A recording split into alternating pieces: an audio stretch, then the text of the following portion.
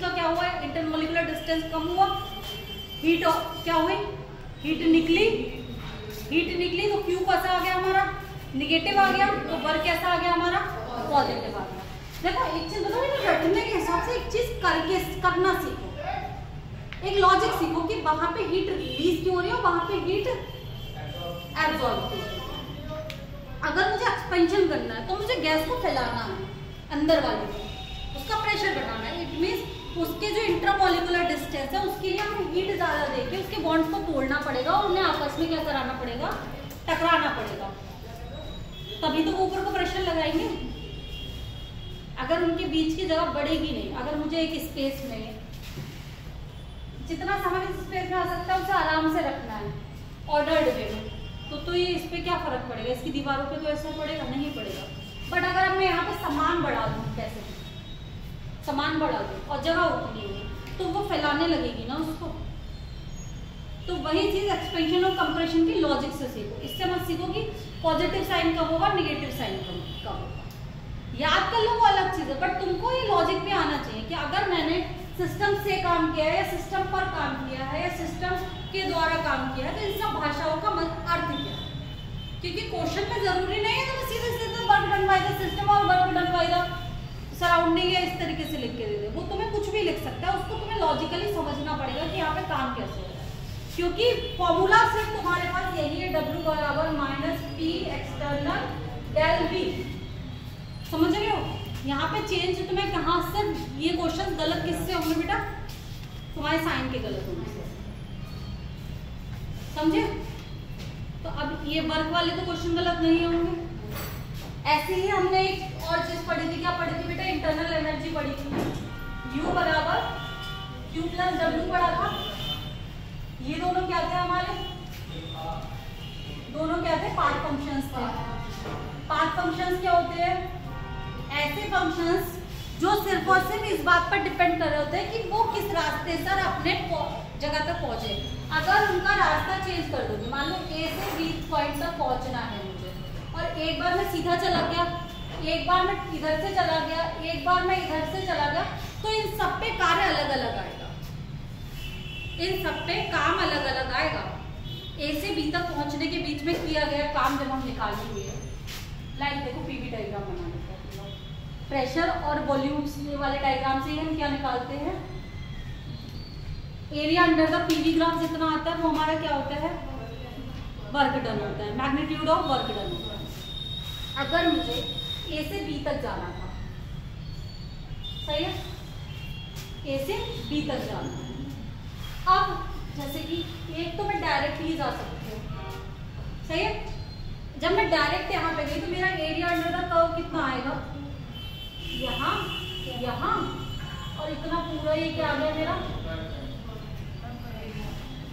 Area under the curve आ गया, सही है। एक तरीका दूसरा क्या होगा, अगर मैं ये गई और ये गई, पहले मैं कहाँ गई, यहाँ पे गई, C तक गई, फिर C से B तक गई, तो इसमें area under the curve change हुआ ना, हो गया ना।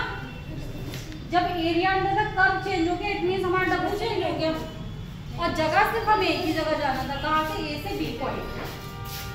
वॉल्यूम में हमारा कोई चेंज नहीं हो रहा है, वॉल्यूम हमारा कहीं रहा कि हमें A से B तक जाना है, ठीक है। चेंज क्या हुआ, area under the curve change हुआ, जैसे ही कर्व चेंज हुआ area under the curve, it means pressure में चेंज आ गया, तो हमारा कहाँ चेंज आ गया, W में चेंज आ गया। इसीलिए इसको हम क्या बोलते हैं, पाथ फंक्शन बोलते हैं, और इसीलिए इसमें Q में भी अंतर आया। अब एक लाइन आ सकती है तुम्हारे लिए, दो पाथ फंक्शंस को जब ऐड करते हैं तो हमारा कौन सा फंक्शन बनता है, तो तुम्हें ये लॉजिकली हमेशा याद होना चाहिए। पूरी थर्मोडायनेमिक्स में पाथ फंक्शंस सिर्फ दो, कौन से हैं path functions, heat and work, और हीट एंड वर्क को मिलाते हैं तो हमें क्या मिलती है बेटा, इंटरनल एनर्जी मिलती है by the first law of thermodynamics. क्या मिलती है, internal energy by the first law of thermodynamics. तो अगर क्वेश्चन कभी भी आएगा, दो पाथ फंक्शंस को मिलाने पर हमें क्या मिलता है, कौन सी क्वांटिटी मिलती है, अब उसमें अलग अलग चीजें लिखी होंगी। या तो तुमसे पूछ सकता है सीधे एंथैल्पी या एंट्रोपी या इंटरनल एनर्जी या ऐसे करके। या तुमसे पूछ सकता है कि पाथ फंक्शन मिलता है हमें, स्टेट फंक्शन मिलता है, या पाथ फंक्शन या स्टेट फंक्शन कुछ भी मिल सकता है। तो क्या पाथ फंक्शन मिल सकता है अगर दो पाथ फंक्शंस को मिला रहे हैं? अगर मैं तुम्हें 4 ऑप्शंस दे रही हूँ, सही है, पाथ फंक्शंस को मिलाने पर, ऐड करने पर एक तो हमारा आंसर है पाथ फंक्शन मिलता है, एक आंसर हमारा स्टेट फंक्शन मिलता है, एक बोथ मिल सकते हैं और एक कुछ नहीं मिलता। तो बताओ इनमें से आंसर क्या आएगा हमारा? स्टेट फंक्शन आएगा ना। लॉजिक समझ में आ रहा है क्यों आएगा स्टेट फंक्शन? क्योंकि हमारे पास सिर्फ 2 ही पाथ फंक्शन है, that is heat and work. और हीट और वर्क को जोड़ने में हमारी इंटरनल एनर्जी आती है, वो हमारा क्या है? First law of thermodynamics. ये हमारा फर्स्ट लॉ ऑफ थर्मोडायनामिक्स है और इंटरनल एनर्जी हमारी एक स्टेट फंक्शन है। तो इसलिए इसका आंसर क्या आएगा? हमेशा स्टेट फंक्शन आएगा। सही है? ये अभी तक तुम्हारे क्वेश्चंस पूछा हुआ क्वेश्चन नहीं है। एक्सटेंसिव और इंटेंसिव और पाथ फंक्शन से क्वेश्चन पूछे हुए बहुत है, तो इसलिए ये क्वेश्चन तुम्हारे पास आ सकता है। जैसे कि एक्सटेंसिव प्रॉपर्टीज में एक ये वाला क्वेश्चन बहुत ज्यादा आ सकता है कि दो एक्सटेंसिव प्रॉपर्टीज को जब डिवाइड करते हैं, एक्सटेंसिव प्रॉपर्टीज को जब डिवाइड करते हैं तो बराबर में हमें कौन सी प्रॉपर्टी मिलती है? इंटेंसिव प्रॉपर्टी मिलती है। क्या मिलता है? इंटेंसिव। एक्सटेंसिव प्रॉपर्टीज बेटा क्या थी हमारी?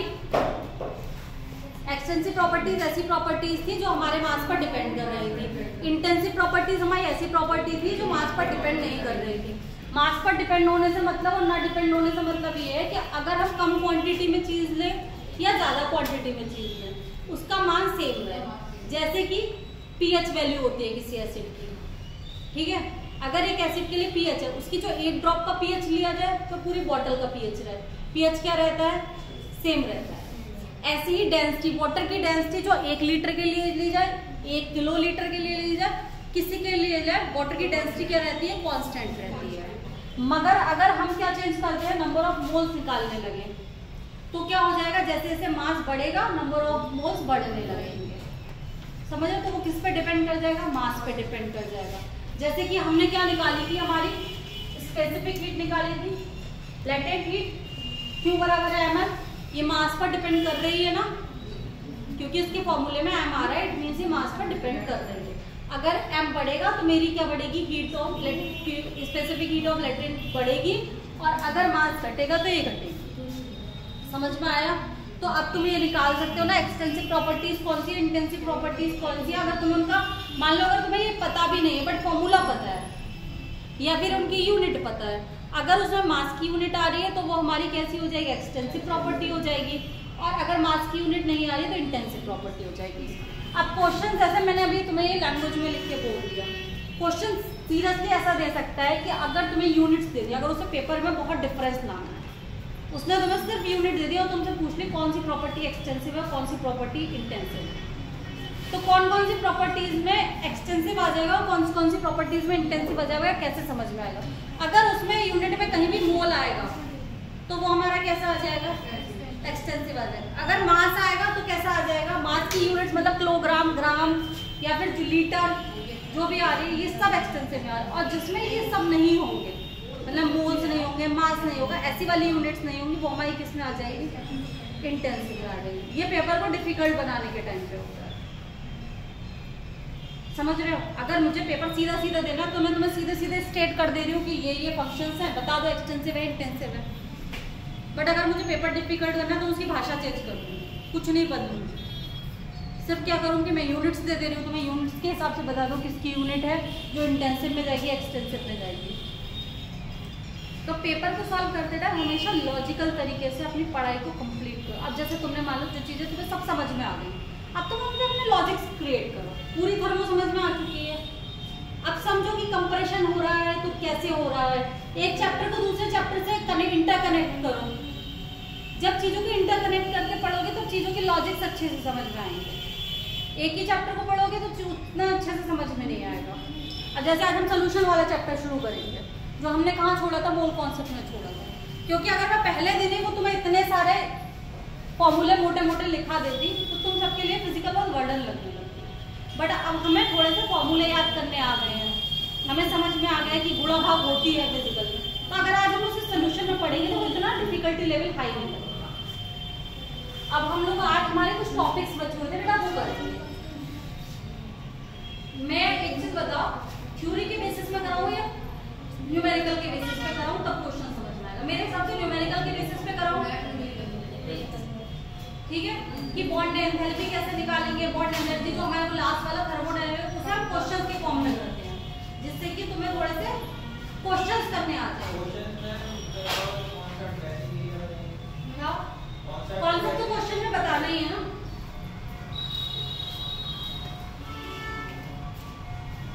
लास्ट हमने बेटा कहां तक पढ़ लिया था, गिब्स फ्री एनर्जी तक पढ़ लिया था ना।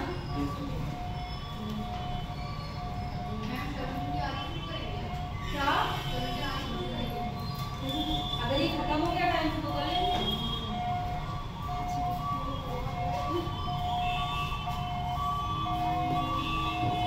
हेडिंग डालो, हीट ऑफ रिएक्शन या enthalpy of reaction. Heat of reaction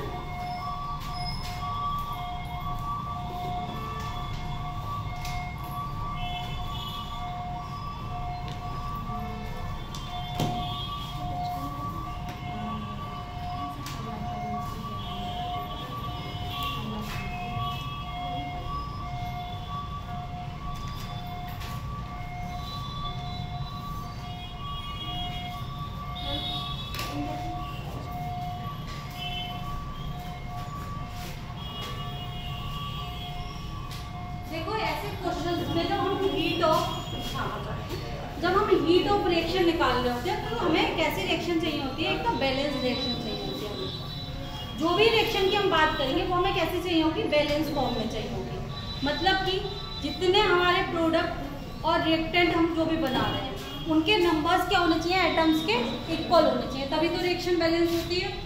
कि जितने हाइड्रोजन इस साइड में उतने हाइड्रोजन इस साइड में, जितने ऑक्सीजन इस साइड में उतने हाइड्रोजन प्रोडक्ट साइड में।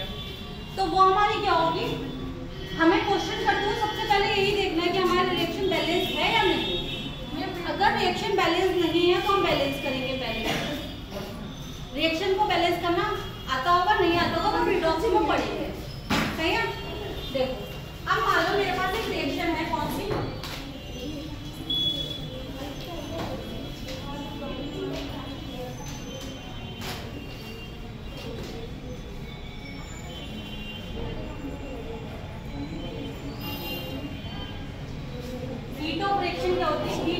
बेटा हम लोग लिखते हैं enthalpy of product minus enthalpy of reactant. अगर मेरे पास A प्लस बी और C प्लस डी है तो तुम्हें ये पता है ना रिएक्टेंट किसे कह रहे हैं और प्रोडक्ट किसे कह रहे हैं। रिएक्टेंट क्या होते हैं, जिनसे रिएक्शन कराई जाती है, जिनके बीच में रिएक्शन कराई जाती है, वो हमारे क्या कहलाते हैं, रिएक्टेंट। जो फाइनल हमारे पास आता है बनके वो हमारा क्या कहलाता है, प्रोडक्ट कहलाता है। तो कोई भी प्रोडक्ट कैसे बनता है, या तो दो बॉन्ड्स को तोड़ के अलग अलग बॉन्ड बना के बनता है। मान लो जैसे कि मैं क्या बताती हूँ,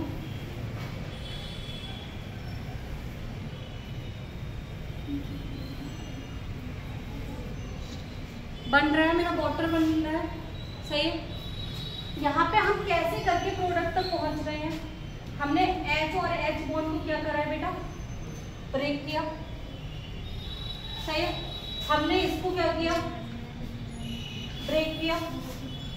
तब इसके दो जो मॉलिक्यूल बनेंगे वो किससे बना लेंगे, इससे एक मॉलिक्यूल बना रहे थे। तो ये टोटल इनके बीच में मतलब क्या बना टोटल, हाइड्रोजन हाइड्रोजन के बॉन्ड टूटे, ऑक्सीजन ऑक्सीजन का बॉन्ड टूटा और मिलके हाइड्रोजन और ऑक्सीजन में बॉन्ड टूटा। जब बॉन्ड टूटते हैं तब क्या होता है, एनर्जी देनी पड़ती है, हीट देनी पड़ती है। इट मीन्स एंथैल्पी कैसे आ जाएगी, एब्जॉर्ब कर रहे हैं इसमें पॉजिटिव आ जाएगी साइड में। अगर मुझे हीट रिलीज होगी, हीट रिलीज कहाँ पे होती है, जब बॉन्ड का फॉर्मेशन होता है देन हीट रिलीज होती है और प्रोडक्ट में क्या आती है, स्टेबिलिटी आती हमेशा जब हीट कम मतलब एनर्जी कम होगी तब क्या होगी, स्टेबिलिटी बढ़ेगी। स्टेबिलिटी और एनर्जी कैसे होते हैं, इनवर्सली प्रोपोर्शनल होते हैं। किसी भी रिएक्शन में जब बॉन्ड फॉर्मेशन होता है तो क्या होता है, एनर्जी रिलीज होती है। इसीलिए जब हम क्या करेंगे, एंथैल्पी, इसकी जब टूटेगा बॉन्ड तो एंथैल्पी कैसी आएगी, पॉजिटिव। जब बनेगा बॉन्ड तो कैसी आएगी, नेगेटिव। अब तुम्हें एंडोथर्मिक एक्सोथर्मिक दो तरीके की रिएक्शन होती है, ऊष्माक्षेपी और ऊष्माशोषी। हिंदी में तो समझ में आया होगा, ऊष्माक्षेपी क्या होती है और ऊष्माशोषी क्या होती है। एक्सोथर्मिक और एंडोथर्मिक का मतलब क्या हो गया, देखो एंडोथर्मिक रिएक्शन, एंडोथर्मिक रिएक्शन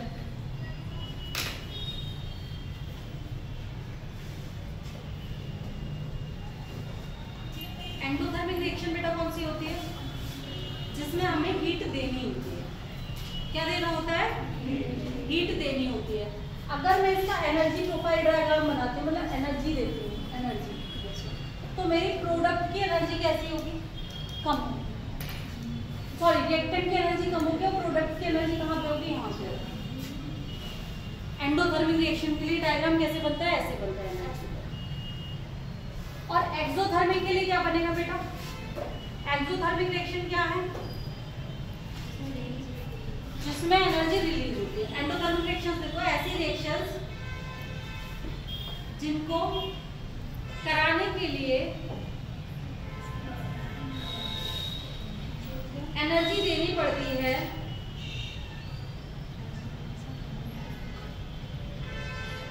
या हीट देनी पड़ती है, ऐसी रिएक्शंस क्या कहलाती है, एंडोथर्मिक रिएक्शंस कहलाती है।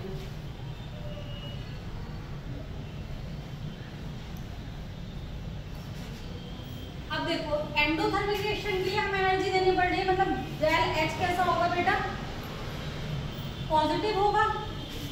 क्यों पॉजिटिव होगा ना, एब्जॉर्ब करेगी ना रिएक्शन हीट, तो Q जैसा होता है वैसे ही डेल H होती है। डेल H क्या होगा, पॉजिटिव होगा, इट मींस ग्रेटर देन 0 होगा। लिखो del H reaction greater than 0।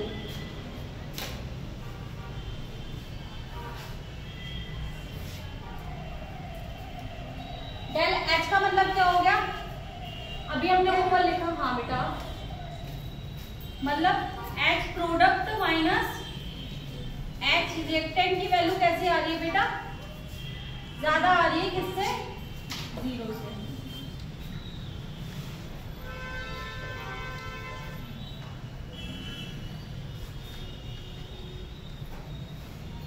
अगर ये ज्यादा आ रही है, इट मींस प्रोडक्ट ज्यादा होगा ना।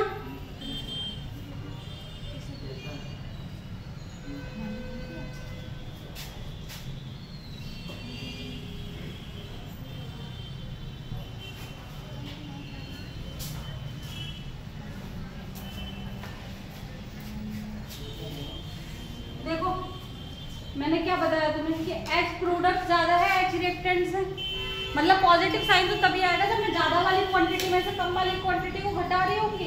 इसका मतलब H प्रोडक्ट ज्यादा हो गया हमारा, किससे, H रिएक्टेंट से। सेम वही चीज तो मैंने एनर्जी के डायग्राम में तुम्हें बताई थी कि हम रिएक्टेंट को जो यहाँ पे कर रहे हैं, ये एनर्जी ज्यादा है, एनर्जी, ये वाली एनर्जी क्या हो जाएगा, एनर्जी क्या ज्यादा होगा इसकी तुलना में। अभी कुछ समझाया था, क्या बताया था, बॉन्ड कैसे होंगे अगर मैं किसी चीज को हीट दे रही हूँ, इट मींस बॉन्ड टूट रहे हैं ना, बॉन्ड टूट रहे हैं, इट मींस एनर्जी बढ़ रही है। एनर्जी बढ़ रही है तो एनर्जी का गैप बढ़ गया ना यहाँ पे, और यहाँ पे कम हो गया, तो ये क्या हो गई, energy of product, sorry reactant, और ये क्या होगी, अब अगर एनर्जी डायग्राम तुम्हें दो दिए हुए हैं, कौन सा एक्सोथर्मिक के लिए, कौन सा एंडोथर्मिक के लिए, समझ में आएगा, जिसमें प्रोडक्ट की एनर्जी ज्यादा होगी रिएक्टेंट से, वो किसके लिए होगा, एंडोथर्मिक के लिए, और जिसमें रिएक्टेंट की एनर्जी क्या होगी, ज्यादा होगी प्रोडक्ट से, मतलब स्टेबिलिटी आ जाएगी इस रिएक्शन, वो हमारी कैसी हो जाएगी, एक्सो। सही है, अब एक्सोथर्मिक डाल लो, एक्सोथर्मिक एक्सोथर्मिक रिएक्शन, ऐसी रिएक्शन जिन्हें कराने पर हीट रिलीज होती है वो हमारी एक्सोथर्मिक रिएक्शन कहलाती है।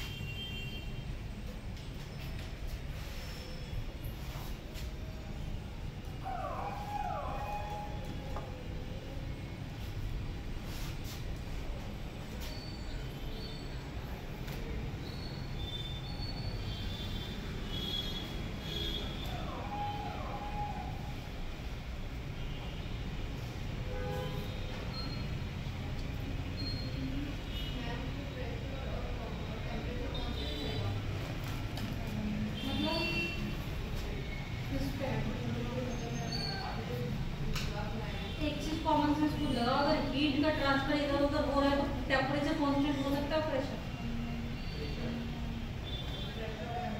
कुछ भी नहीं होगा। क्यों कौन होगा? अगर मैं उसके वेरिएबल्स को चेंज तो कर रही हूँ ना, अगर वेरिएबल्स में चेंज हो रहा है इट मींस वेरिएबल में चेंज हो रहा है। अगर किसी चीज को हीट दी जाएगी तो मैंने अभी तुम्हें क्या बताया, प्रेशर में भी डिफेक्ट आएगा। अगर मैं किसी चीज को हीट दे रही हूँ इसका मतलब तो मैं उसे गर्म कर रही हूँ, तो टेम्परेचर में भी अंतर आएगा, तो कैसे कांस्टेंट रहेगा? सोचो, समझ में नहीं आ रहा था? हाँ तो बस वही कॉमन सेंस है, उसी को यूज करना पड़ेगा। हाँ हाँ क्या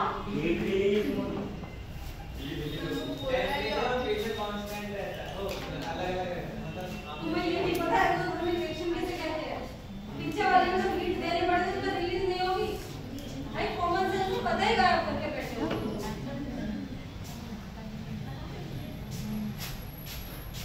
क्या हुआ? नहीं बन रही है? अरे बन रही है। चलो लिखो, इसके बाद हेडिंग डालो। हम लोग सॉरी मैं जो लिख रही हूँ वो लैंग्वेज बोली को लिखो, the amount of heat release और absorb when the number of moles of when क्या बोल रहे हैं, कहाँ से बोल रहे हैं? The amount of heat released or absorbed when number of moles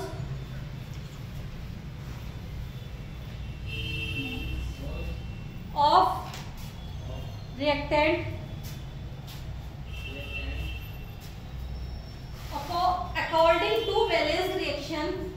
according to valence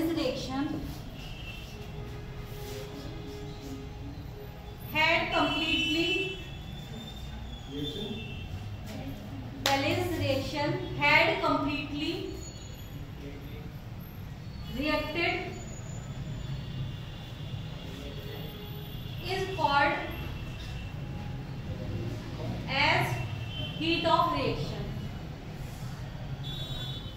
मतलब कि जब हम किसी बैलेंस रिएक्शन में प्रोडक्ट को रिएक्ट करा के सीधे मतलब सॉरी रिएक्टेंट को रिएक्ट करा के आपस में प्रोडक्ट बना लेते हैं, तो उस वक्त हीट का जो रिलीज हो रही है या हीट जो हमें एब्जॉर्ब करनी पड़ रही है, वही उसमें जो चेंजेस आएंगे वो हमारी हीट ऑफ रिएक्शन कहलाएगी। समझे? अब इसका क्वेश्चन लिखो।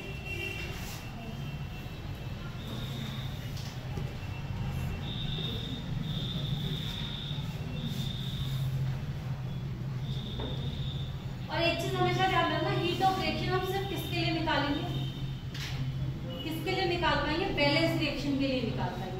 अगर उसमें दी हुई हुई है किस रिएक्शन के लिए हीट ऑफ रिएक्शन निकाल सकते हैं, ठीक है। और तुम्हें 3 एग्जाम्पल दिए जिसमें 4 एग्जाम्पल दिए होते हैं, जो मैं 4 ऑप्शन, उसमें एक रिएक्शन जो हमारी क्या नहीं है, बैलेंस नहीं है, तो हम उस टिक को लगाएंगे, इसके लिए नहीं निकाल सकते, बाकी 3 के लिए निकाल सकते। समझ रहे हो? और अगर हमें क्वेश्चन में उस चीज को परफॉर्म करना है तो हम पहले रिएक्शन बैलेंस करें। अगर मेरे पास कोई क्वेश्चन ऐसा आ गया कि अभी हम लोग करेंगे, आगे आएंगे क्वेश्चन,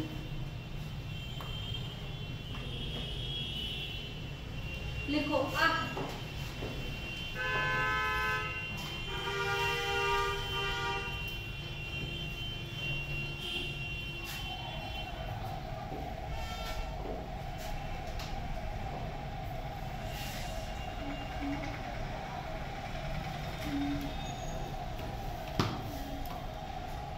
अच्छा मेरे लिए क्या करना है, ए से बी से जाना है, ए से बी से जाना है, हीट ऑफ रिएक्शन बताना है, सही। अब मुझे 3 स्टेप्स दिए हुए हैं, ये रिएक्शन 3 स्टेप में हो रही है। ए से सी में गए, सी से डी में गए और डी से सी में गए। हमें क्या निकालनी है, एंथैल्पी ऑफ रिएक्शन निकालनी है। x1 इसके लिए रिएक्शन 3, x2 इसके लिए रिएक्शन 3, x3। तो टोटल चेंज बेटा कितना हो जाएगा, टोटल हीट ऑफ रिएक्शन कितनी हो जाएगी?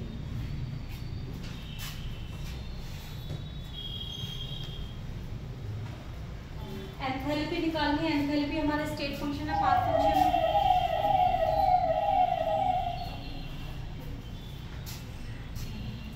ये उतनी ही तो आएगी जितनी इनकी टोटल होगी ना। इसको इससे काटो, इसको इससे काटो, हम बाद में मिल के आ रहा है सीधे सीधे, यही मिल रहा है ना। तो ये टोटल कितनी आ जाएगी, x1 plus x2 plus x3 और विद साइन लिखेंगे, विद साइन लिखेंगे। अगर मुझे यहाँ हीट रिलीज दी हुई है, इसका मतलब माइनस साइन आएगा, यहाँ हीट एब्जॉर्ब दी हुई है, इट मींस पॉजिटिव साइन आएगा, यहाँ माइनस दी हुई तो माइनस। तो मैं इन पॉजिटिव साइंस को नहीं हटाऊंगी, इनके साथ जो वैल्यू रखूंगी वो उस हिसाब से रखूंगी कि मान लो अगर इसकी वैल्यू मुझे पॉजिटिव दी हुई है तो मैं यहाँ x पॉजिटिव में रखूंगी, v की वैल्यू मुझे नेगेटिव में दी हुई है तो मैं यहाँ v नेगेटिव में रखूंगी। फिर मुझे अगर c की वैल्यू पॉजिटिव में दी हुई है तो मैं c पॉजिटिव में रखूंगी। फिर इन सबको जोड़ूंगी तो टोटल जितना भी आएगा मेरा, जोड़ने पे और घटाने पे जो एक साइन अलग हो उसे घटाना पड़ेगा, बाकी प्लस वाले दोनों को जोड़ना पड़ेगा। इन दोनों को जोड़ के इसको जितना घटाएंगे जो टोटल एंथैल्पी आएगी वो क्या आएगी, हमारी एंथैल्पी ऑफ रिएक्शन। आया समझ? नहीं आया? चेतना आया? तो बोलो ना क्या आया, लिखो, ये क्वेश्चन उतार लो।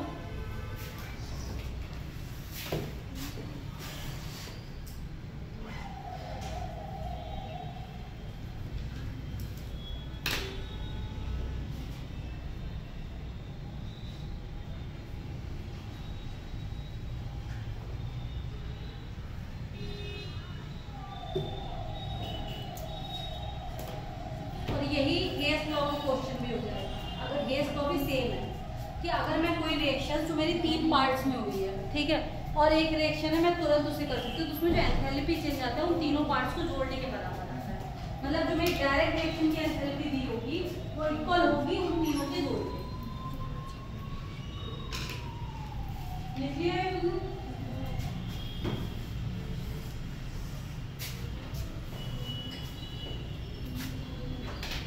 नेक्स्ट है निकालो case law. Case law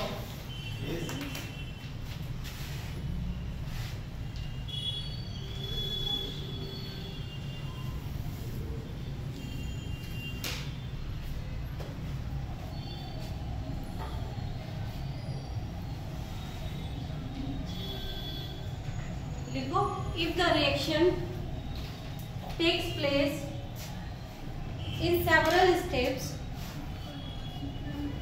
if that reaction takes place in several steps,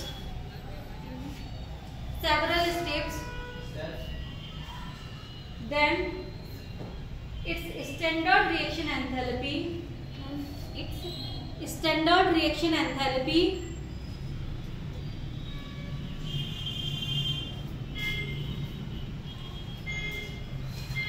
is the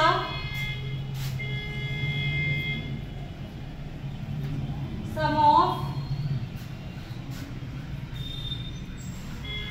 the standard enthalpy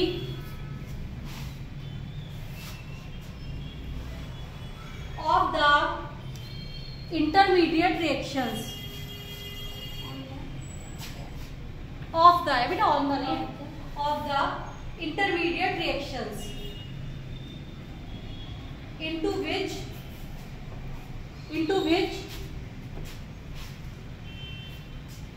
overall reaction may be divided as overall reaction may be divided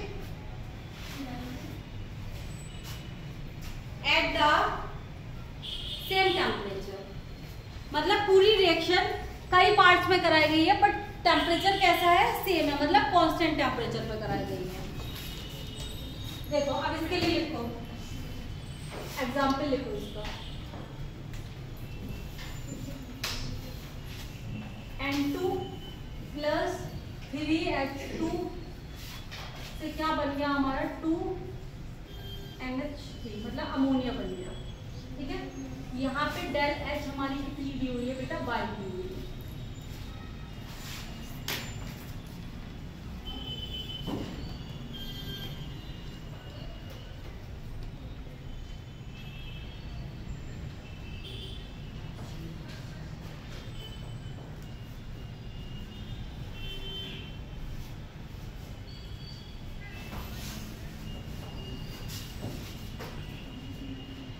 अगर मैं तुमसे पूछूं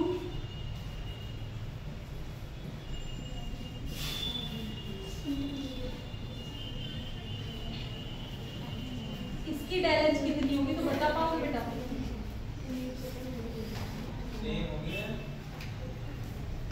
सेम दिख रही है, क्योंकि इसमें किससे हमने इंटू कर दी, 3 से इंटू कर दी, तो 3 से इंटू पूरी रिएक्शन होगी तो ये कितनी आ जाएगी बेटा, 3y। और अगर मैं इसे हाफ कर दूं 1/N2 प्लस 3/2 H2 के बाद NH2 और NH3 आ जाएगा। तो अगर मैं इसकी डेल पूछूं तो y। अब समझ में आ रही है?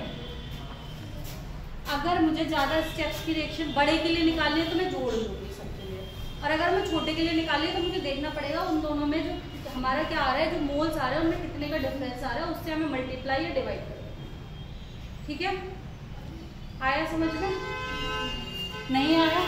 अगर मुझे इसकी दी हुई है, बैलेंस रिएक्शन है, उसके बाद मुझसे इसकी पूछ ली, ये भी बैलेंस रिएक्शन है ना, अगर इसकी कितनी थी, अगर ऐसी 3 रिएक्शंस को जोड़ दूं मैं तो फाइनल कितना आ जाएगा, इतना आ जाएगा ना, और पूरी यही रिएक्शन आ जाएगी। तो वो या तो उस तरीके से रख लो, 3 स्टेप्स में जोड़ के करिए, मैंने यहाँ तक 3 स्टेप में जोड़ के आया मैं, या डायरेक्ट 3 से इंटू करके आया मैं। अगर किसी चीज का 3 गुना निकाल रहे होते हैं तो कैसे निकालते हैं, 3 बार या तो जोड़ रहे हैं उस चीज को या 3 से गुणा कर रहे हैं, वही तो होता है ना 3 गुना।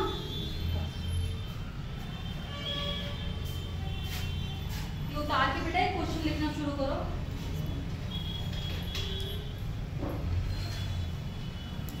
A hypothetical reaction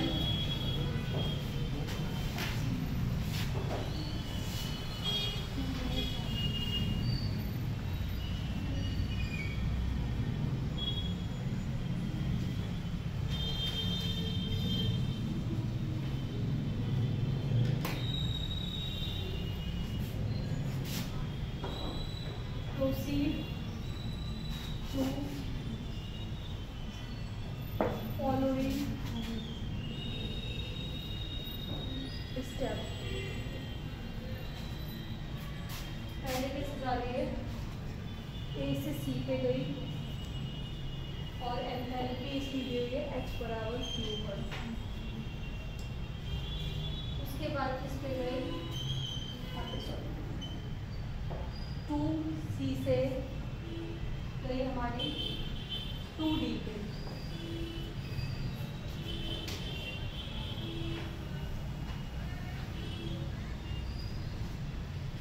फिर D से गई हमारी B पे,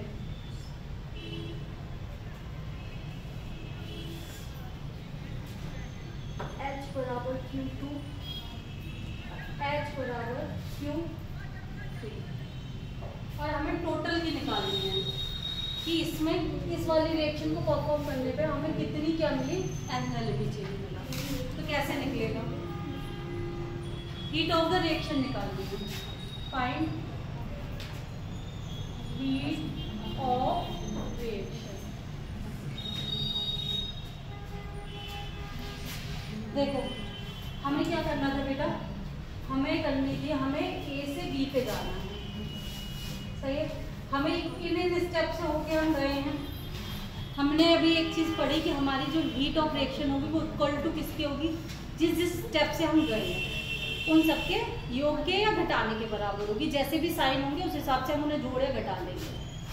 अगर मैं ये सब हमें किसमें दिए हुए हैं, सॉरी पॉजिटिव साइन में ही दिए हुए हैं, तो यहाँ घटाने की तो बात ही नहीं आएगी। हम किसकी बात करेंगे, सिर्फ योग करने की बात करेंगे। अगर मुझे इस रिएक्शन को बैलेंस करके इन तीन रिएक्शन से ये रिएक्शन लानी है तो मुझे क्या करना होगा, A बराबर 2C लिखूंगी मैं, सही है। दूसरा क्या आएगा, 2C बराबर 2D दिया हुआ है, मुझे 2D चाहिए और यहाँ पे मेरे पास कितनी है, 1D है खाली, तो मैं इस वाले को मल्टीप्लाई कर दूंगी 2 से, क्या आ जाएगा 2D बराबर 2D। H कितना आ जाएगा इसके लिए, Q1, इसके लिए H कितना आ जाएगा, Q2, इसके लिए H कितना आ जाएगा, 2 से मल्टीप्लाई करें तो यहाँ पे भी करेंगे। अभी बताया था ना कि पूरी रिएक्शन में मल्टीप्लाई करते हैं, प्रोडक्ट, रिएक्टेंट और एनर्जी तीनों में कर रहे थे ना, पीछे वाली स्लाइड में देखा था। तो कितनी हो जाएगी ये, हो गई। अब जब हम रिएक्शंस को क्या करेंगे, ऐड ऑन करेंगे, जितना इधर है उतना इधर है, कट जाएगा। मैथ्स की रिएक्शंस में भी होता है ना कि अगर इधर 5 है और इधर भी 5 है तो हम काट देते हैं, x है तो x से तो काट देते हैं।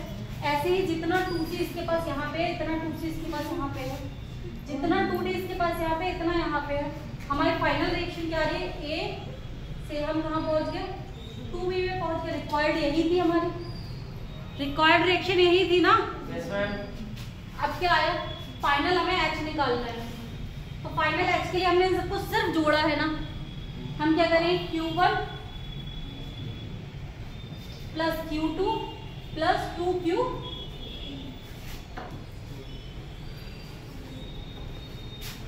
सही है। अब हो जाएंगे, अगर हीट ऑफ रिएक्शन के क्वेश्चन तुमसे पूछे जाएंगे तो।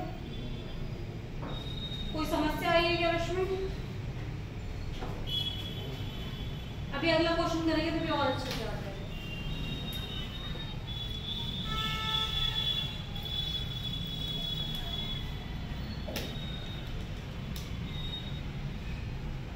जल्दी जल्दी कर लो, कम से आज तो ये खत्म कर लो, कल सॉल्यूशन शुरू हो जाएगा, सब लोग हो जाएगा, कल होगा या अगली क्लास जब भी लगेगी।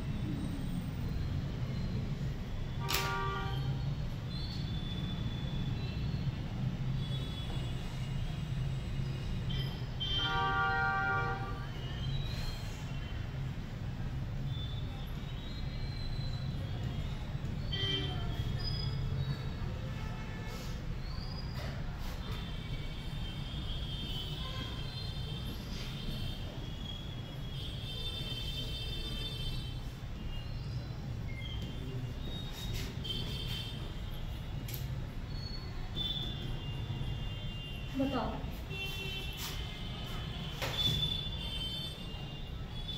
तुम्हें ये 3 स्टेप्स की रिएक्शन दी हुई है कि ये रिएक्शन जो वो निकालनी है वो इन 3 स्टेप्स से आ रही है। हीट ऑफ इनकी सबकी रिएक्शंस दे रखी है और तुम्हें डायरेक्ट निकालना है, टोटल हीट ऑफ रिएक्शन निकालनी है इसके लिए। तो कैसे निकालना है?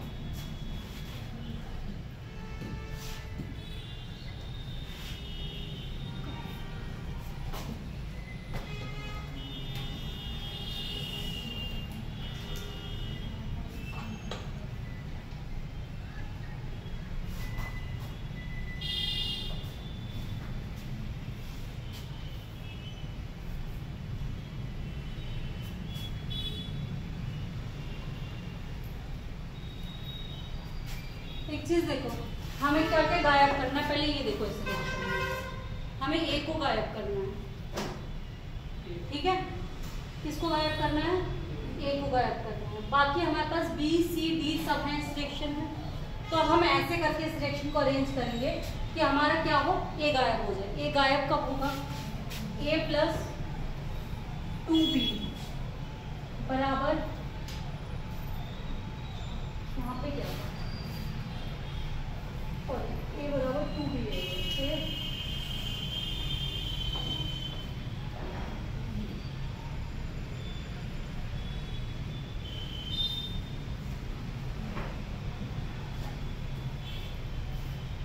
ए बराबर 2b इन्होंने हमें दे रखा है, सही है। उसके बाद ये वाला ये इसी साइड में है। क्या एक साइड की चीजों को हम काट सकते हैं?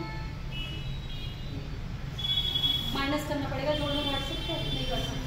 हम क्या करेंगे, इस रिएक्शन को पलट देंगे, क्योंकि हमें क्या करना पड़ेगा, 2d equal to g plus a आ जाएगा।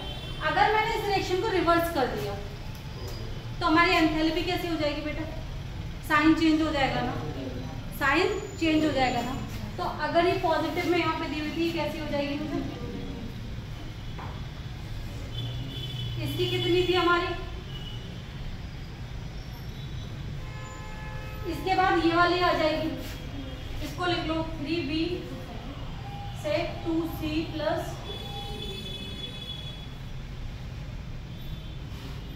फाइनल में हमें चाहिए क्या क्या था? ए से ए कैंसिल आउट हो गया हुआ। उसके बाद यहाँ पे कितना है? 2b। यहाँ पे कितना है? तो 2b कट जाएगा, 1b तो बचा ना, आ गया। यहाँ पे 2d है, यहाँ पे 1d है, 1d कट गया, 1b बचा। यहाँ पे कितना है? g है, प्लस कितना बचा? 2c plus 2c। आ गई हमारी रिक्वायर्ड रिएक्शन, आ गई। हमने चेंज कहाँ पे किया इस पूरे रिएक्शन में?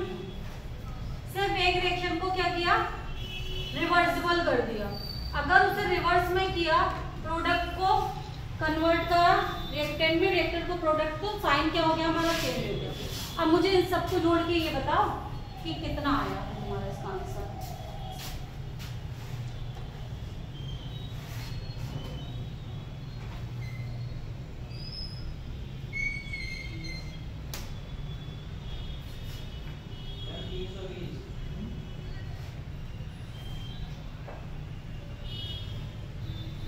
सही से जोड़ो।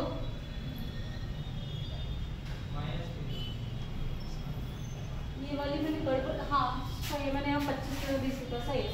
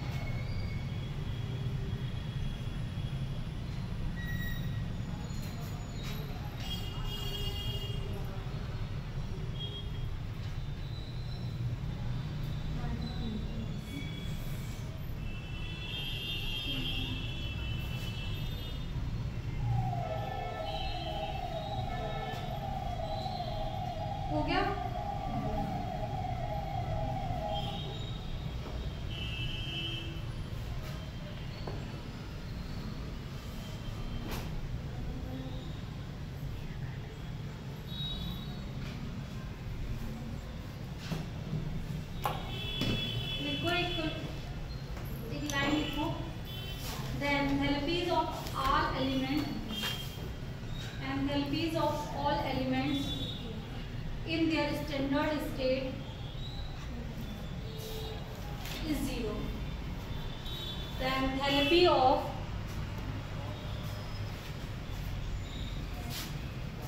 all elements in their standard state are 0.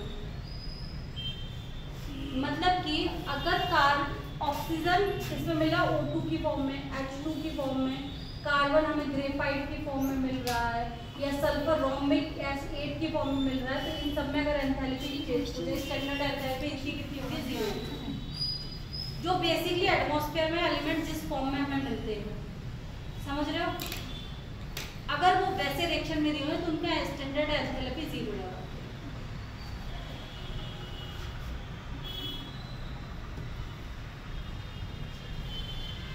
लिखो standard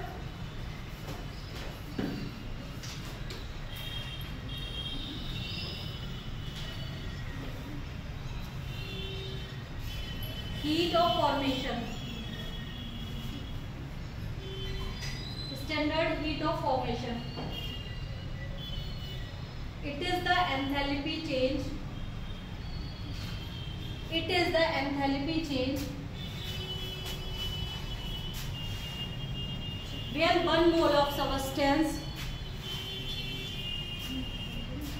is formed. When 1 mole of substance is formed from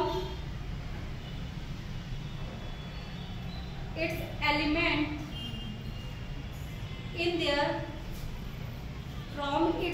elements in their most abundant natural occurring form. Most abundant natural occurring form. Natural occurring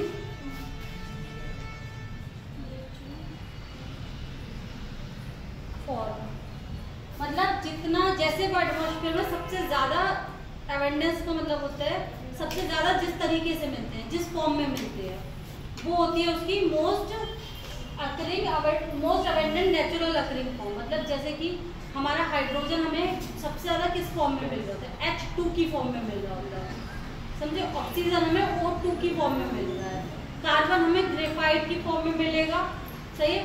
ऐसे ही हमें sulphur S8 की form में मिल जाता है। तो इनकी जो होती है नेचुरल अकरिंग फॉर्म्स, जिसमें हमें इनिशियल स्टेज में मिल रहा था। बाद में क्या होता है? बाद में तो हम उनको कंबाइन करके अलग अलग एलिमेंट्स वो बना कंपाउंड्स बना लेते हैं। और हाँ, इज कॉल्ड तुम्हारा स्टैंडर्ड हीट ऑफ फॉर्मेशन। अब जैसे कार्बन ग्रेफाइट में है,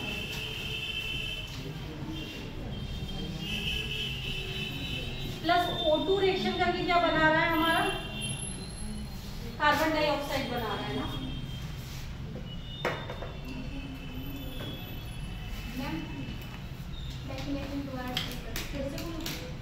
It is the enthalpy change when 1 mole of substance is formed from its elements in their most abundant natural occurring form or in their standard and stable state,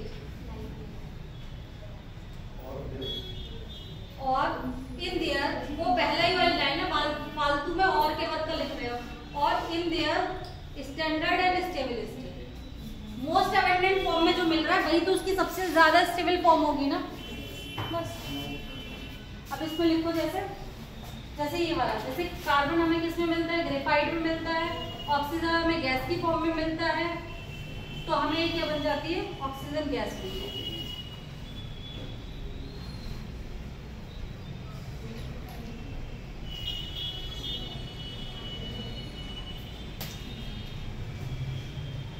अगर मैं इसमें heat of reaction निकालूंगी बेटा, तो कैसे निकालूंगी? अगर मुझे heat of reaction निकालनी है, कैसे निकलेगी? प्रोडक्ट माइनस रिएक्टेंट थी, रिएक्टेंट दोनों कैसे हैं? जो मोस्ट अबेंडेंट फॉर्म में हमें मिल रहे हैं। मैंने अभी एक लाइन लिखाई थी, स्टैंडर्ड क्या होती है, 0 होती है। तो अगर जो दोनों 0 हो गए तो सिर्फ इसके बराबर बचेगा।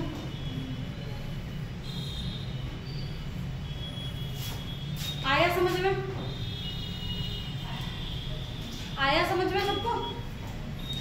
रश्मि क्या समस्या हुई? पानी पिया जाओ तो आराम करो।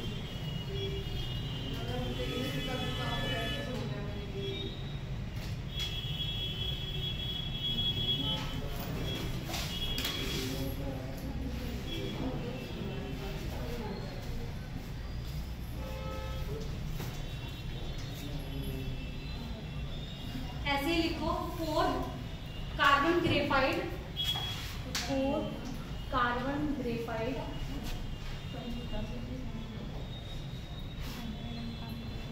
प्लस 5H2 गैस C4H10 दे दिया इसने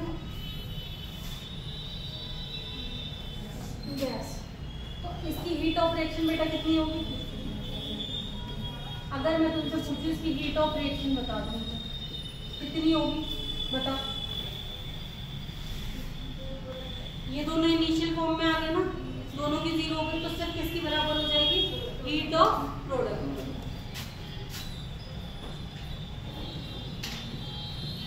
अब ऐसे वाले क्वेश्चन आएंगे, अब तो हो जाएंगे ना, यही वाले तो डिफिकल्ट लग रहे होंगे।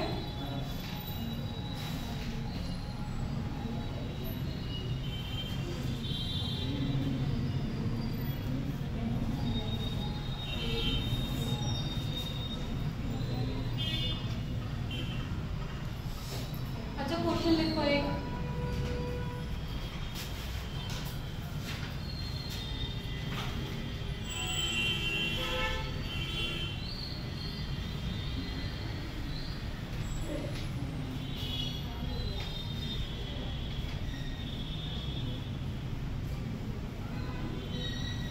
तुम लोगों ने PYQs लिए नहीं लिए अभी तक? ले लो भाई और उन्हें लगाना शुरू करो जो चैप्टर कंप्लीट होते जा रहे हैं। तुम लोगों का कितना सिलेबस कंप्लीट हो गया?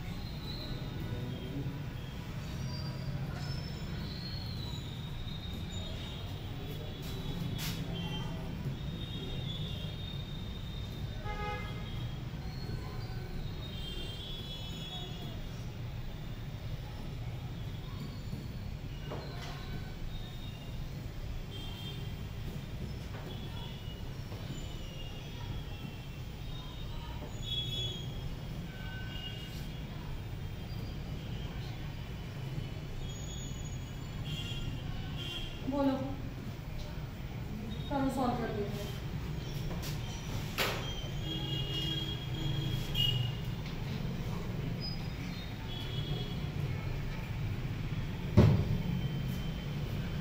क्वेश्चन उतार लिया?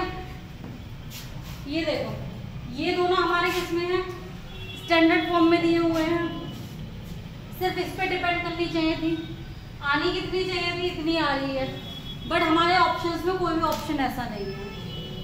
अब तुम देखो, यहाँ पे 4 है, यहाँ पे 6 और यहाँ पे 4 है। क्या हम इसे सिंप्लीफाई कर सकते हैं? कैसे भी कर सकते हैं ना, 2 से डिवाइड कर दो पूरे को। 2 सल्फर है प्लस 3,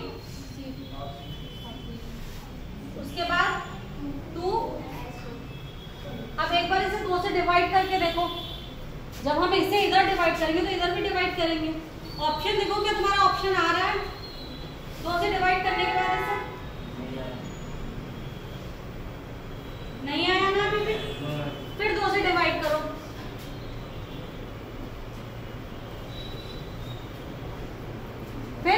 2 से डिवाइड करो, कितना आएगा? सल्फर प्लस 3/2 O2 और ये कितना SO3 और टोटल कितना आ गया? -483/4।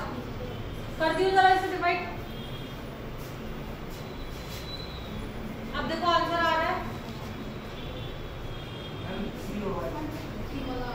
सी वाला आ रहा है ना। करके देखना पड़ेगा।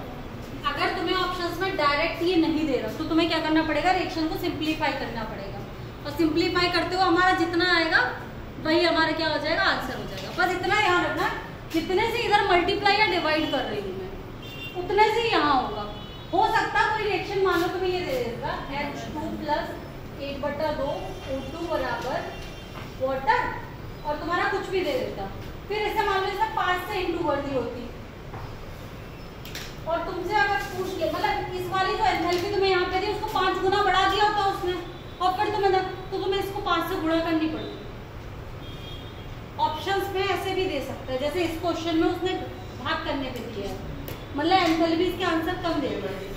अगर उसने ज्यादा दे दिए होते आंसर्स तो तुम्हें मल्टीप्लाई करना पड़ेगा। सही हो जाएगा ना? अब सॉल्यूशन शुरू करें। इस तरीके के क्वेश्चन ऐसे ही होने हैं सबके।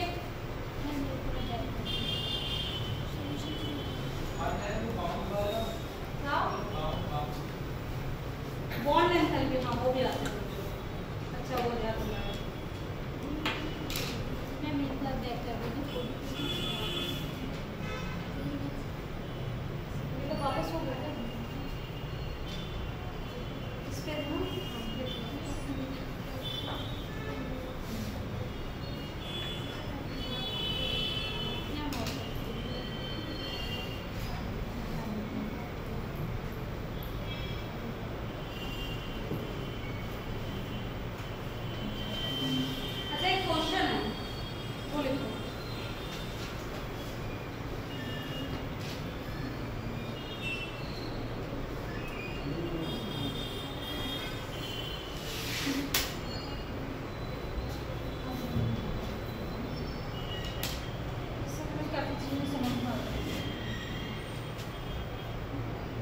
कार्बन है सॉलिड में ग्रेफाइट है, सही है,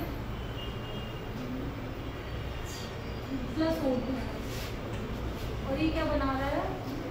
CO2 गैस बना रहा है। कार्बन है कार्बन मोनोऑक्साइड प्लस 1/2 O2, ये भी क्या बना रहा है? हमारा CO2 गैस बना रहा है। क्या है? Methane.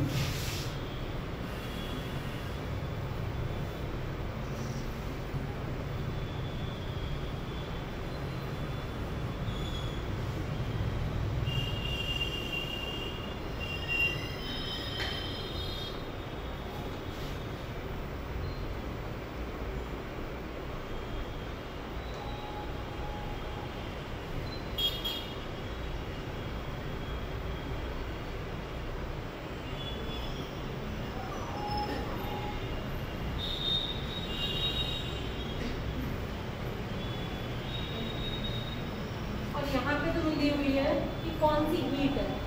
Heat of combustion, heat of sublimation,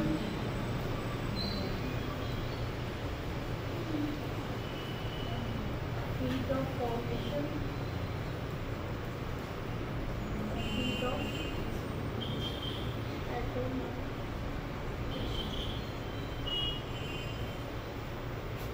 मुझे ये बताना जो ये रिएक्शंस हुई हैं इनमें किस टाइप की हीट निकली, मतलब अगर मैं से 1 2 3 और 4 बोल रही हूँ और इसे A B C और D बोल रही हूँ, दूसरे का ठीक है, इसका तो अच्छा दूसरे का सी बोला है तुमने, हाँ दूसरे का भी सी हो सकता है बट बेसिकली कंप्लीट फॉर्म में बना रहा है, हाँ दूसरे का सी लगा लो। चलो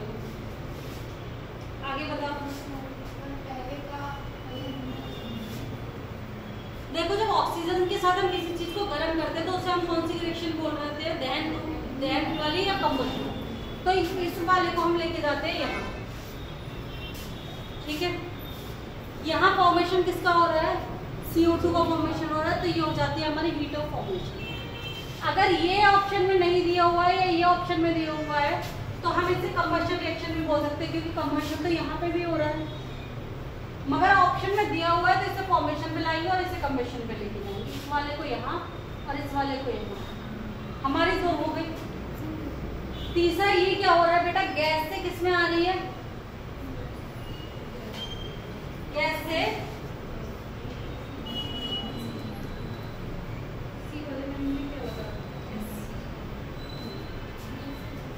ये हमारा किस में मॉलिक्यूलर फॉर्म में है और ये हमारा आ गया एटम्स की फॉर्म में, कार्बन आ गया एटम की फॉर्म में।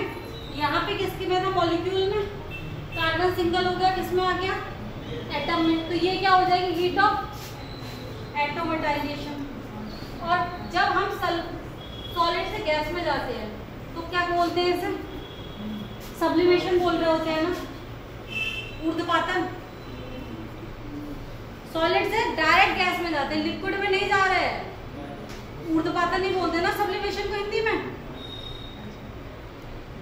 अगर सॉलिड से सीधे लिक्विड में जा रहे हैं तो क्या बोलते हैं, फ्यूजन बोलते हैं।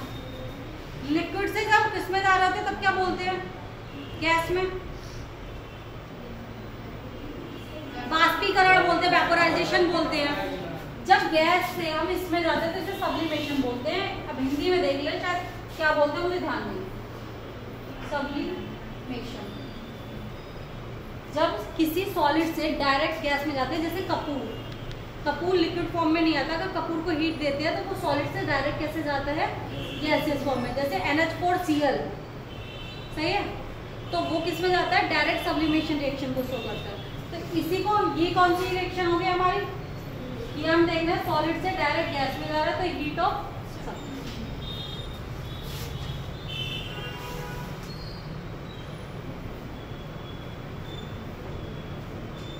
लैटिस एनर्जी क्या होती है, एक लैटिस बनने में जो एनर्जी निकलती है वो हमारी क्या कहला रही होती है, लैटिस एनर्जी। तो हीट ऑफ लैटिस एनर्जी भी सेम हो जाएगी।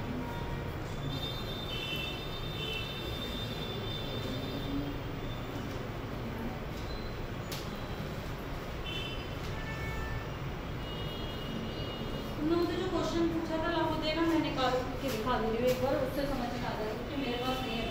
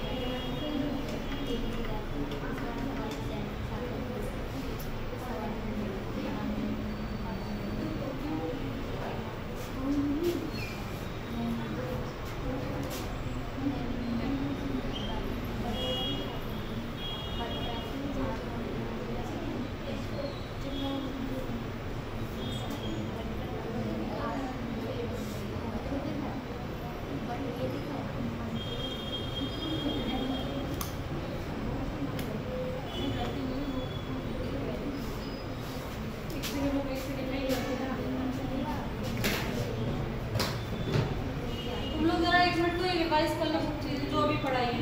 अभी ये क्वेश्चन करा ली, पहले मैं जरा सॉल्व करके देखो, ठीक है, सॉल्व नहीं आंसर के पूरा ही चेक करना पड़ेगा।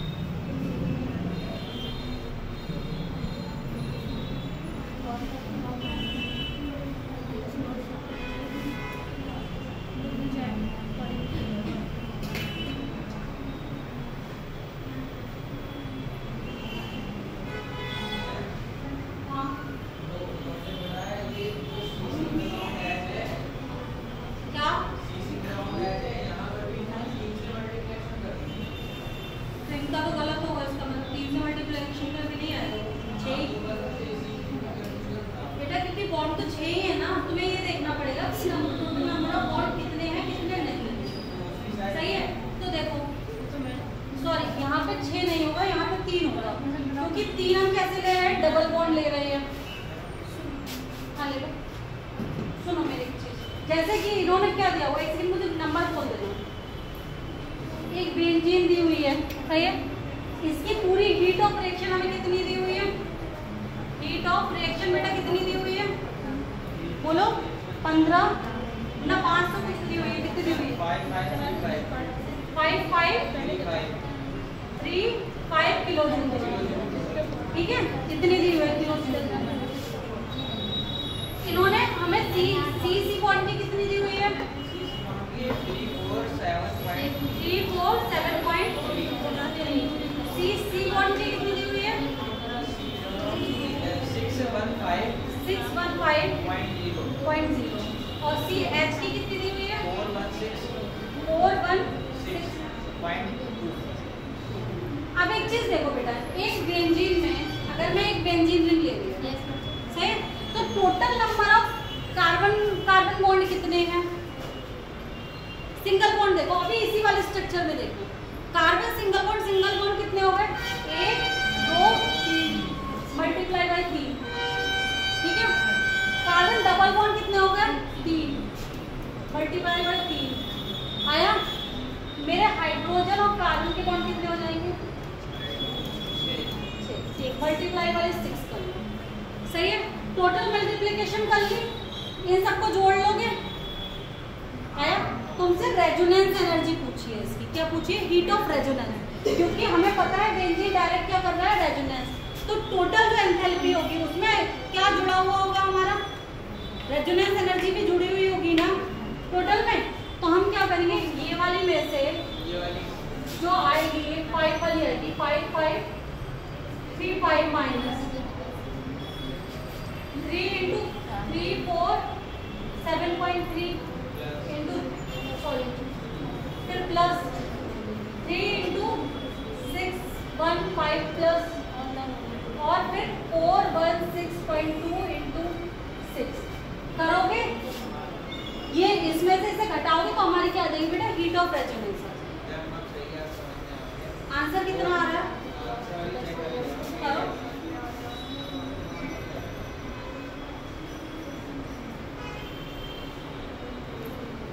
147.9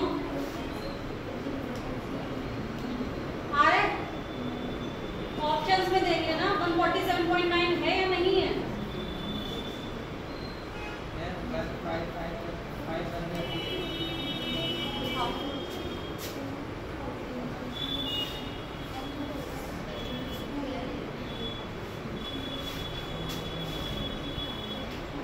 होना ऐसे ही है, कैलकुलेशन ऊपर नीचे हो सकती है। होना से भी ऐसे ही है कि टोटल में से हमें इसे घटाना है, ऐसे सबको जोड़, समझे। इनकी एक बार कैलकुलेशन अपने आप कर लेना, ठीक है, क्योंकि मेरे पास ये, इनके पास भी नहीं है भी इसका डायरेक्ट आंसर, कुछ भी होना मेरे पास है, तो मैं करेक्ट आंसर तुम्हें दे दूँ। जितना गुणा भाग करके तुम्हारा आ रहा हो वो तुम्हारा आंसर हो। आया समझ में? टोटली हमें बात क्या करनी है कि जितनी हमारी हीट ऑफ रिएक्शन होगी वो सब टाइप की एनर्जी का क्या होगी? एडिशन होगी।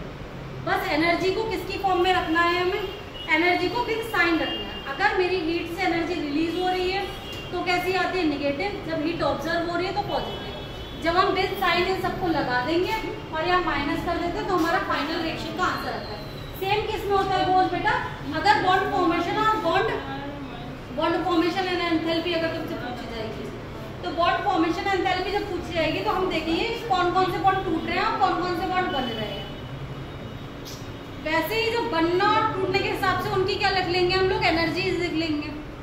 अगर मेरा बॉन्ड बनता है, अगर बॉन्ड फॉर्म हो रहा है तो एनर्जी क्या करती है?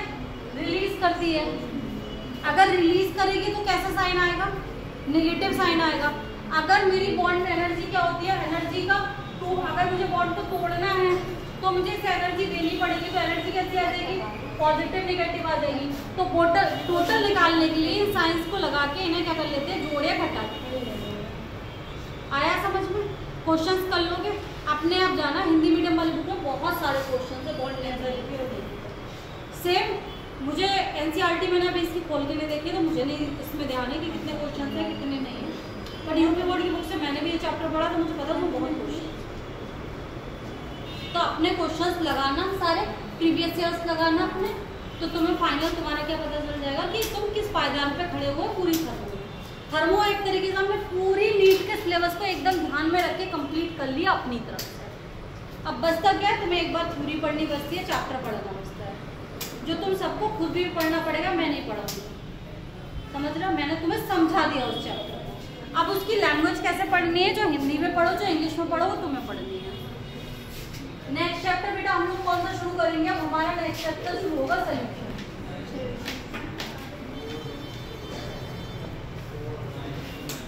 क्या शुरू होगा बेटा हमारा नेक्स्ट चैप्टर, सॉल्यूशन। सॉल्यूशन में हमें क्या क्या पढ़े होंगे, सबसे पहले हम वो पार्ट खत्म करेंगे जो हम लोग अभी तक अपना किसमें छोड़ के आए थे, मोल कॉन्सेप्ट में छोड़ के आए थे। अब मुझे एक चीज बता दो, अगर हम मोल कॉन्सेप्ट पढ़ चुके हैं तो मुझे सिर्फ इतना समझाओ कि मोल्स क्या होते हैं। हाँ, नंबर ऑफ मोल्स के मैंने 3 फॉर्मूलाज तुम्हें निकलवाए थे अलग अलग तरीके से कि कब क्या क्या होगा, तो मुझे बस इतना बताओ मोल्स होते क्या है। किसी भी चीज में मोल्स कैसे निकालते हैं, मोल्स का फॉर्मूला क्या है, नंबर ऑफ मोल्स बराबर mass upon molar mass given mass upon, अगर मुझे वॉल्यूम दिया हुआ था तो क्या था, वॉल्यूम अपॉन 22.4 लीटर, यही था। और अगर मुझे किसी में नंबर ऑफ एटम्स दिए हुए थे तो क्या था, given number of atoms upon Avogadro number. 3 तरीके से तुम क्या निकाल सकते हो, मोल्स निकाल सकते हो। अगर बेसिकली तुम्हें मोल निकालना नहीं आता तो आगे के कंसंट्रेशन टर्म तुम्हें मुश्किल पड़ जाए, इसलिए पहली चीज क्या है, मोल निकालना आना चाहिए। मोल के हमने कौन कौन से फॉर्मूले बताए थे, मोल बराबर mass upon molar mass. Molar mass कहाँ से आता है, जो एलिमेंट हमें जिसके बारे में बात करता है उसका जितना गिवन मास होता है वहां से हम क्या लिखते हैं, मास लिखते हैं, ठीक है। सेम गोज टू वॉल्यूम, जितना गिवन वॉल्यूम होता है और टोटल एक वॉल्यूम हम क्या मान रखते हैं, हमने स्टैंडर्ड वॉल्यूम ऑन एसटीपी कितना था बेटा 22.4, सही है। सेम गोज हमारा जब अगर हमें नंबर ऑफ एटम्स दिए होंगे तो नंबर ऑफ एटम्स के फॉर्म में हम क्या लिख लेते हैं, नंबर ऑफ एटम्स ऊपर given number of atoms upon N. ये भी क्या था हमारे मोल्स के नंबर, मोल्स निकालने के तरीके से, ठीक है। अब हमारा चैप्टर क्या है, सॉल्यूशन। तो सबसे पहले तो हमें ये पता होना चाहिए सॉल्यूशन क्या होता है, सॉल्यूशन विलियन। विलियन क्या होता है ये बताओ। ऐसा होमोजीनियस मिक्सचर होता है, सबसे पहले तो क्या होता है, विलियन एक होमोजीनियस मिक्सचर है। मिक्सचर का मतलब क्या हो गया, मिक्सचर का मतलब ये हो गया उसमें 2 से ज्यादा चीजें मिली हुई हैं। अब जब हम सॉल्यूशन की बात करते हैं तो हम कैसे सॉल्यूशन की बात करें, होमोजीनियस सॉल्यूशन की बात करें, इसमें हम एक सॉल्यूट लेते हैं, एक सॉल्वेंट लेते हैं, ठीक है। सॉल्यूट क्या होता है बेटा, जो कम क्वांटिटी में होता है वो हमारा क्या होता है, सॉल्यूट होता है। जो हमारे पास ज्यादा क्वांटिटी में होता है वो हमारा क्या होता है, सॉल्वेंट होता है, जिसको हम हिंदी में क्या कह रहे होते हैं, विलेय और विलायक। जिसमें हम चीज को मिला रहे होते हैं वो हमारा क्या है, विलायक, और जो चीज मिल रही होती है वो हमारा क्या है, ऑलवेज जब हम सॉल्यूशन की बात करेंगे तो सॉल्यूशन होमोजीनियस की बात करेंगे, कभी भी हेटेरोजीनियस सॉल्यूशन की बात नहीं करेंगे। लिखो सॉल्यूशन, हाँ बेटा डालो, नया चैप्टर शुरू कर ले रहा है, क्या फर्क है। Solution it is homogeneous mixture of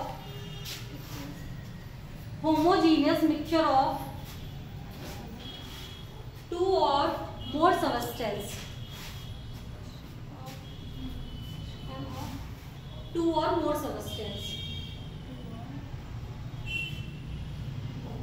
दूसरी लाइन से लिखो, homogeneous mixture is the mixture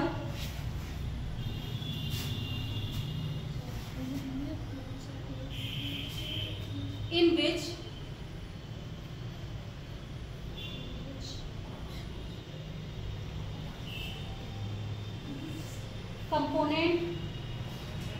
components cannot be differentiated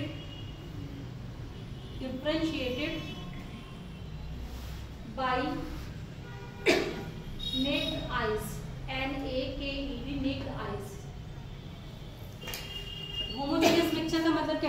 बड़ी चीज़ समझो, पूरे सोल्यूशन की फेज एक होती है। क्या होती है? फेज 1, मतलब सारा का सारा सोल्यूशन एक फेज में होता है। होमोजीनियस मिक्सचर का मतलब ऐसा मिक्सचर जिसमें कि हम दो कंपोनेंट या दो से ज़्यादा कंपोनेंट जो भी हम उसे मिला रहे हैं उन्हें हम आंखों से अलग अलग नहीं देख सकते, वो सब हमें कैसे दिखते हैं? मिले हुए दिखते हैं। लाइक एज मैं अगर पानी में अपने में कुछ भी मिला रखा है, नमक या चीनी, तो मैं उसे अलग अलग नहीं देख सकती, वो हमारी क्या है? होमोजीनियस सोल्यूशन होता है। बट अगर हम बात करते हैं दो तरीके के सोल्यूशंस की और बात करेंगे हम इसमें, एक सैचुरेटेड सोल्यूशन, एक अनसैचुरेटेड सोल्यूशन। सैचुरेटेड सोल्यूशन क्या हो जाएगा? ऐसा सोल्यूशन जो एक कांस्टेंट टेम्परेचर पे, जिस पे हम उससे ज़्यादा विलय को विलायक में नहीं घोल सकते। लाइक जब हम लोग एक टाइम में शरबत बना रहे होते हैं तो हम चीनी जब डालते जाते कॉन्स्टेंटली एक टाइम ऐसा था चीनी घुलना बंद कर देती है, उस टाइम पे हमारा सोल्यूशन क्या कहलाता है? Saturated solution. जब हम उससे ज़्यादा विलय को विलायक में नहीं घोल सकते तो जो डेड पॉइंट है उस कांस्टेंट टेम्परेचर पर, वो हमारा क्या होगा? सैचुरेटेड सोल्यूशन का फॉर्मेशन होगा। अनसैचुरेटेड सोल्यूशन तब तक रहता है जब तक हम उसको घोलते रहते हैं। अब लिखो इसमें solution can be liquid, solid और gas. Solution can be solid, liquid और गैस।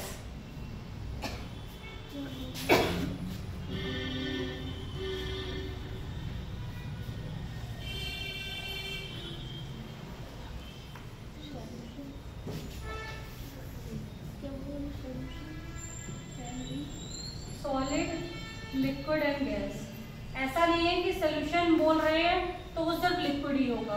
सोल्यूशन किसी का भी हो सकता है, सॉलिड सॉलिड का हो सकता है, गैस गैस का हो सकता है, लिक्विड लिक्विड का हो सकता है, लिक्विड गैस का हो सकता है, लिक्विड सॉलिड का हो सकता है, किसी का। वो क्या होगा? हमारा सोल्यूशन होगा। अब लिखो सोल्यूशन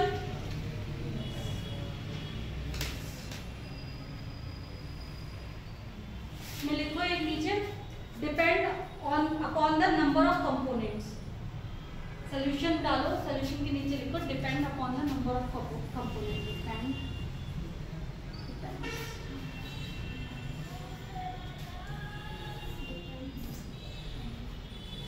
डिपेंड्स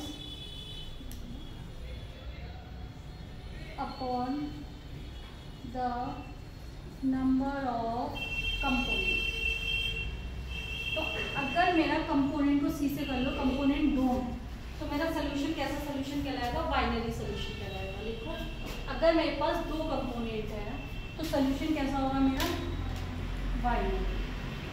अगर मेरे पास कंपोनेंट 3 है तो सोल्यूशन कैसा होगा? ट्राइनरी।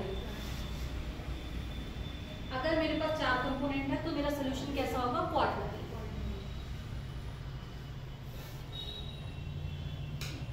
अब सोल्यूशन के दो टाइप होते हैं कंसंट्रेशन के हिसाब से, एक डाइल्यूट और एक कंसंट्रेटेड। जिसमें डाइल्यूशन बहुत कम होती है, मतलब जिसमें कि विलय की मात्रा विलायक से बहुत कम होती है, वो हमारा क्या कहलाता है? Dilute solution. और जिसमें हमारी विलय की मात्रा लगभग बराबर या ज्यादा होती है वो क्या कहलाता है? हमारा कंसंट्रेटेड सोल्यूशन। लिख लो डाइल्यूट सोल्यूशन और कंसंट्रेटेड सोल्यूशन।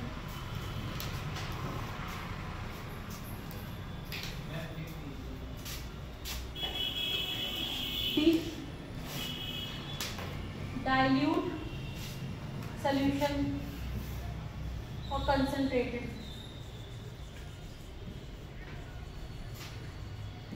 अभी भी और भी लिखूं?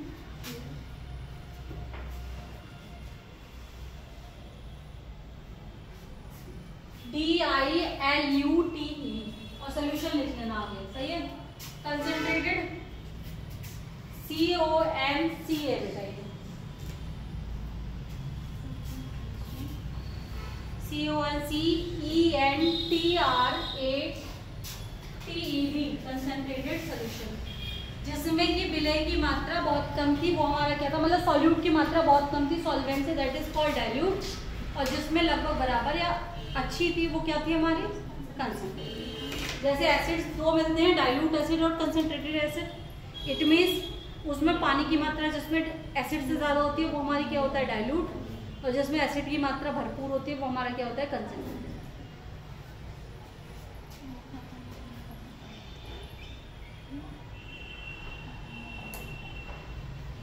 अब हम ये कैसे डिसाइड करेंगे कि दो एलिमेंट्स हमें दिए हुए, कौन सा हमारा क्या होगा बेटा, सॉल्वेंट होगा, कौन सा क्या होगा, हमारी सॉल्यूट होगी। तो जिसका डाइइलेक्ट्रिक कांस्टेंट ज्यादा होगा वो हमारा क्या होगा, वो हमारा सॉल्वेंट। लिखो dielectric constant,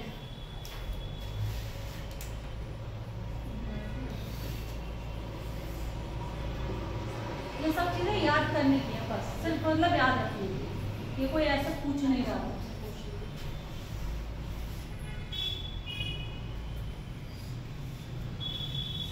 component with higher value of dielectric constant act as solvent.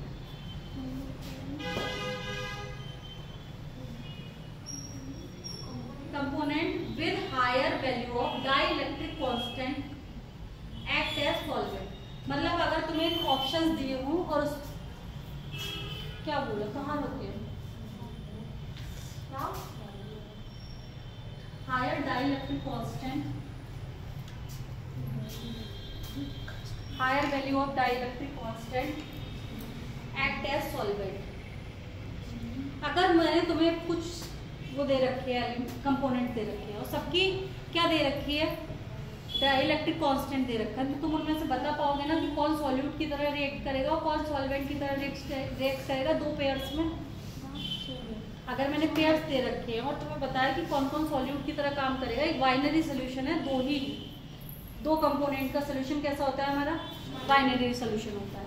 एक का डाइइलेक्ट्रिक कांस्टेंट 3 हो गया और एक का कांस्टेंट 5 हो गया, तो इसमें सॉल्वेंट कौन होगा, ये होगा, सॉल्यूट कौन होगा, ये। समझे? अब देखो, water is a universal solvent, water is a universal solvent because H2O has highest dielectric constant. Because H2O has highest dielectric constant.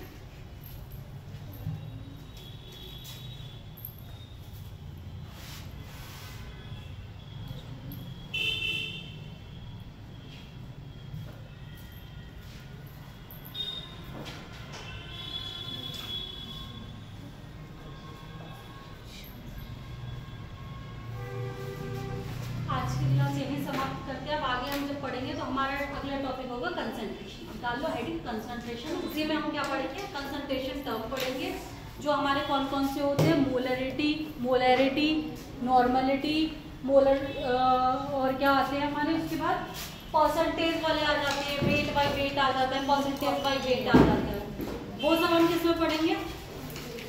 इसीलिए एक सफेद पन्ना बिल्कुल साफ सुथरा करके रख लेना जिसपे वो फॉर्मूले सब एक जगह लिखे,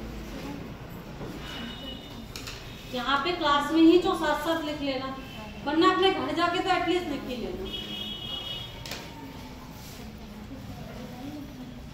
थर्मो कंप्लीट हो गई हो, थर्मो पे प्लीज PYQs लगा लेना, सही है। और टेस्ट में सबके अच्छे नंबर आने चाहिए, अगर किसी के भी थर्मो में नंबर खराब आए, क्योंकि शायद अभी तक के 4 चैप्टरों में सबसे ज्यादा मेहनत से पढ़ाया जाने वाला चैप्टर तुम्हें थर्मो है।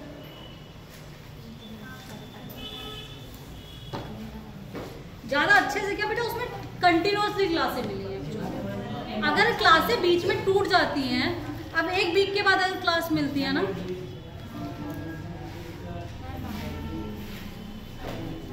अगर एक वीक के बाद क्लास मिलती है तो फिर वो रिदम टूट जाता है, समझाने का भी और तुम्हारे समझने